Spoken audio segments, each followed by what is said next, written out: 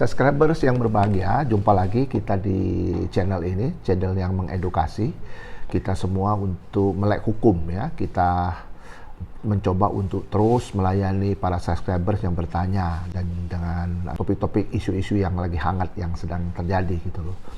Memang akhir-akhir ini kita tahu bahwa beberapa pejabat-pejabat yang berkenaan dengan pejabat di BUMN ini bermasalah gitu.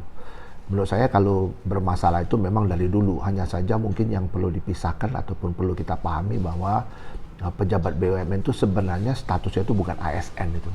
Dia adalah pejabat yang ditunjuk oleh undang-undang menjadi pengurus bihiren dalam satu perseroan ataupun dalam satu BUMN itu diangkat berdasarkan besciking dari rapat umum pemegang saham. Jadi kita mesti pahami betul bahwa pengurus ataupun bihiren dari si BUMN itu adalah orang-orang yang bukan ASN. Nah, kalau bukan orang-orang ASN, perlu treatmentnya itu pasti berbeda dengan ASN-ASN yang kita kenal di dalam mengurus kepemerintahan atau bestulek tadi.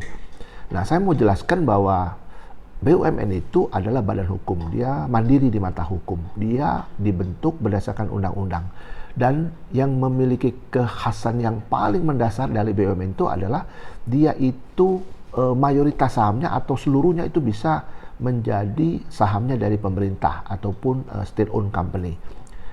Saya mau jelaskan bahwa ketika pemerintah itu mendirikan BUMN, maka uang yang ada di BUMN itu bukan lagi merupakan uang pemerintah ataupun uang negara, tapi dia merupakan uang BUMN karena sudah dipisahkan dari sistem keuangan negara. Hanya saja di dalam beberapa praktek hukum yang kita tahu, yang kita juga mengenal bahwa banyak sekali pejabat-pejabat BUMN itu melakukan tindakan-tindakan tidak terpuji yang sudah dibuktikan di pengadilan itu yang berkonotasi korupsi. Nah, saya mau menjelaskan ya, apakah ketika seorang pejabat BUMN itu melakukan suatu tindakan keperdataan ataupun juga tindakan-tindakan corporate act itu bisa dalam kategori pidana? Oh, belum tentu. Karena uang yang ada di dalam BUMN itu adalah bukan uang negara. Itu perlu dicatat ya. Saya membaca beberapa literatur yang ditulis oleh Profesor Saryat Majah. Itu beliau profesor itu mengatakan bahwa uang yang dipisahkan itu ditenggarai adalah bukan uang negara lagi, tapi uang dari BUMN. Nah, sehingga ketika nanti penegakan hukum terhadap pejabat BUMN ini harus betul-betul hati-hati. Mengapa? Karena ketika pejabat tersebut melakukan kesalahan-kesalahan yang tidak disengaja maupun karena kecerobohan maupun juga karena ketidakmampuan dia mengelola BUMN ini bisa dikategorikan menjadi tindakan-tindakan yang merugikan perseroan. Namun belum tentu itu merupakan tindak pidana korupsi. Jadi pertanyaannya kapan terjadi tindak pidana korupsi yang dilakukan oleh bihiren ini? Karena andilannya itu adalah pemerintah. Bihirennya itu yang diangkat orang-orang yang bukan ASN ya, tapi mereka adalah pegawai perseroan itu. Kapan dia disebut dengan korupsi? Ketika dia melakukan proyek-proyek fiktif yang tidak bisa dipertanggungjawabkan karena satu hal dan lain hal yang berkenaan dengan keinginan mereka untuk mengambil uang perseroan dengan cara-cara yang tidak benar ataupun tidak terpuji.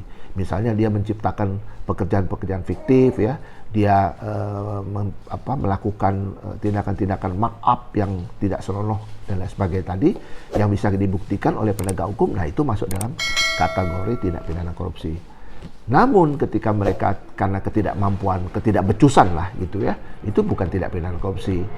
Jadi yang mau saya sampaikan tuh perlu kita ketahui bersama dan kita pisahkan pemahaman yang benar bahwa BUMN itu pegawainya ataupun pengurusnya itu bukan ASN. Yang kedua, BUMN itu uangnya itu bukan uang negara, tetapi itu adalah uang BUMN karena sudah dipisahkan. Mudah-mudahan apa yang saya sampaikan ini bermanfaat dan menambah wawasan kita semua supaya subscribers kita yang bertanya itu bisa mendapatkan pencerahan. Terima kasih dan terus semangat dan sukses.